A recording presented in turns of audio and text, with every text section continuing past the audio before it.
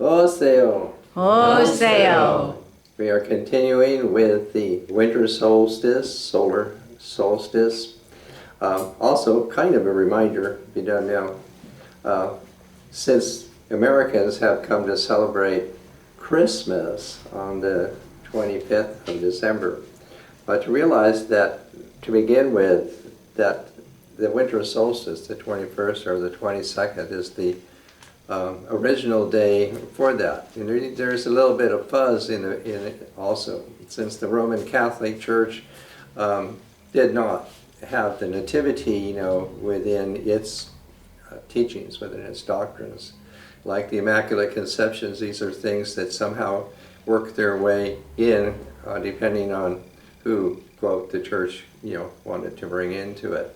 So the change from the Julian calendar to the Gregorian calendar, that is Pope Gregory, did not take quickly with England and its child America. So it was very late in the 18th century when finally they adopted the Gregorian calendar. Then Christmas then became on the 25th instead of the actual 21st, the winter solstice. So that's something to bear in mind. My presentation here, I've been doing it actually for years. What I have here on display, I replicated a rock, a stone. It's somewhat higher, larger than my replication. It's actually located overlooking the Truckee River in Nevada, sort of east of Reno there. And it's, I discovered it. It's a place called the Court of Antiquity, where there are many, many petroglyphs in the rock. And this rock is shaped, and its petroglyph is exceptional there. It is Celtic. It's Celtic, and it's in the language of Gaelic. And it celebrates the summer and winter solstice. It actually operates like a gnome. In Egypt, they have the same thing. They call it a ben stone, which means Bel speaks, actually.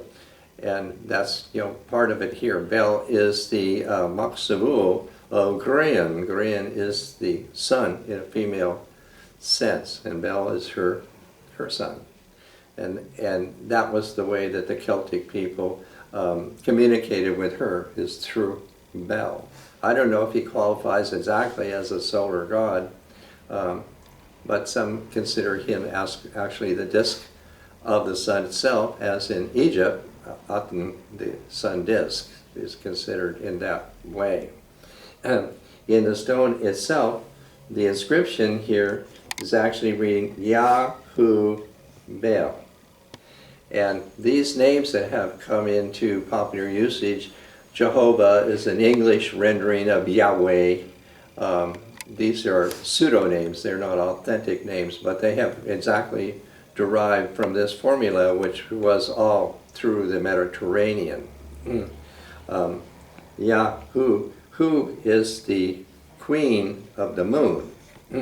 And the way the inscriber here has used the letter C, this letter C is actually from the alphabet in Gaul. And so the person who inscribed this is likely from the Mediterranean, but is Celtic. So the queen of the moon is the dove, and in Gaelic that is Culman. So that's the letter C. And the moon governs the solar year in the ancient world. So that's how it's saying Yahu, and then here this inscription is Bel. So it amounts to extolling the moon, and then in the fulfillment of the solstice, it becomes the glory of Bel. And so the idea of the light, today, this starts out in the dark, and the winter eagle from the underworld comes up, and the Navajo eagle, and touches the top of the stone. And that begins the process of the light going over the stone until it culminates in the summer solstice. So it's a gnome that works this way instead of the sundial that works that way. On top of the stone, there's a perfect bowl, a natural bowl, and this kind of has a lip above it that allows for this inscription. The inscription is very, very neat. Whoever made it, you must have used a flint, because it's made almost like a brush stroke, and that's what attracted me. And so it's very, very visible. But there's this bowl. I don't know, it's a gallon or 2 gallon that ostensibly would hold water, rainwater there. And all of this is to celebrate, to recognize the 2 solstices.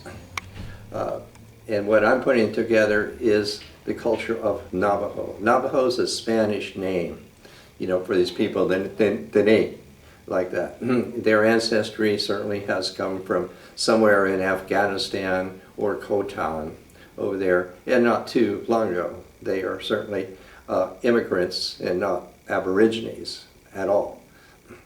And there is much of the Gaelic, in their language and in their lore that I find. So it's very likely that either they are the early Celtic Americans or they've somehow assimilated or blended together, because many of the features are Celtic, and this is one of them.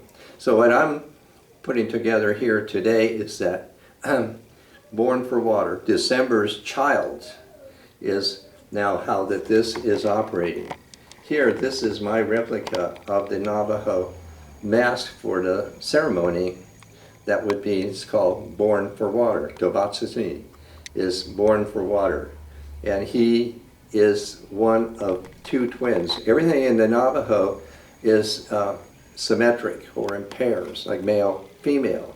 The ideal is that the center is reality, and that's called the still point. So everything that operates through the entire culture has this symmetry, but the still point is the reality. So his brother is monster slayer. So his brother is very aggressive, and his symbol is a bow, where here he's a mother's son, and his symbol, this X looking like that, means her chingon, her chingon. And Navajo somehow have blended these together and have taken this figure for the ogam, a diphthong for Yah, where you're getting the Yahweh. These are actually a tetragrammaton and not a real word in the ancient world. Modern have made up a word that, as a Jewish God, called Yahweh, and English made Jehovah out of it. But this is the diphthong, or the divine prefix, Yah, there. The Navajos have taken that and put it together with him. And here, this is a replica of the mask, that's a helmet, mask, and little seashells here. And originally he had Spanish moss for hair. Now they use horsehair, like that. And here's a turkey feather, because the turkey feather calls the rain. And here's his ruff is coyote fur, and these stripes on his mask means rain. So he has all to do with water, and that's practically his name. Now, reference to this is that we ostensibly, this rock in the Navajo is called the sky-reaching rock. It's actually a supernatural rock that actually can go up and up and up and reach the sky, and can retract, go down like that. Just like the sun and light operates on the actual stone like this, the supernatural rock reaches the sky. So there's different ways, different episodes where these operate. These are operating in the male shooting chant, Mother Earth, Father Sky, and the big star chant is how these operate. And in this one, I'm trying to give the idea is that he is somehow conceived in this water. He is born for water. And the water swells up in the bowl and overflows in a waterfall. I mean, it says a waterfall, down into a pool of water. And Coyote, like a midwife, he wades into the water and lifts them up. You get one call to raise him up, so he raises him up to the sky, or the sky being. So that's the episode that's going on here. In the actual ceremony, what I'm trying to say, the Hatali is the chanter, and he makes this here out of clay of this. So it actually does fit on the sand painting itself, and it's used in those chantways that I had just mentioned here. And all of this, is for healing, for health. Somebody is a diagnostician and diagnoses somebody with some disorder, and then they recommend what chantway, and then it's a matter of who the chanter, the Hatali, is that knows that chantway. At one time there were hundreds and hundreds of them, but not anymore. But this is one that still is active for all that I'm displaying here. This is the Navajo, like from the sand painting, for the eagle. As I said, the winter eagle. And this one again is Bell, but that is Celtic. The way that the myths work in here is something far more involved than I'm going to try and get into. But just to show here the semblance, if not her actual relation, between the ancient Celts, or Celtic Americans, and the Nadi, or the Navajo, that all is related. My image here comes from actually an illustration of Born for Water used in an ancient sand painting. And again, this is always his symbol. And sometimes these are just painted on rocks there in Dinita.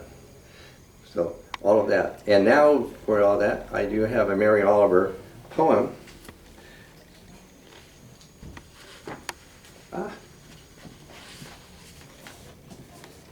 And see if you see how this goes together. It's called the Waterfall. For all they said, I could not see the waterfall until I came and saw the water falling.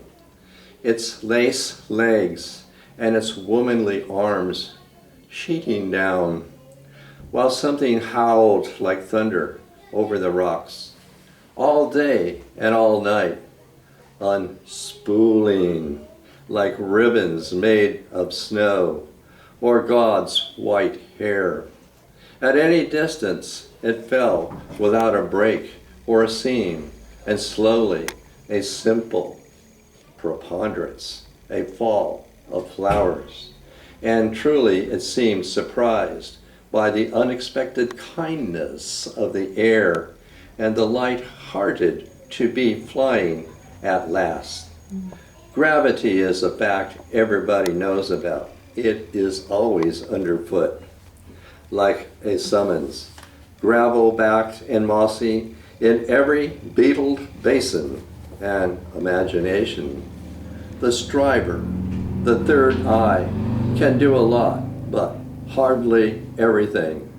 The white scrolled wings of the tumbling water I never could have imagined, and maybe there will be, after all, some slack and perfectly balanced blind and rough piece, finally in the deep and green and utterly motionless pools after all that falling, and with arched neck she steps out over the water. Thank you.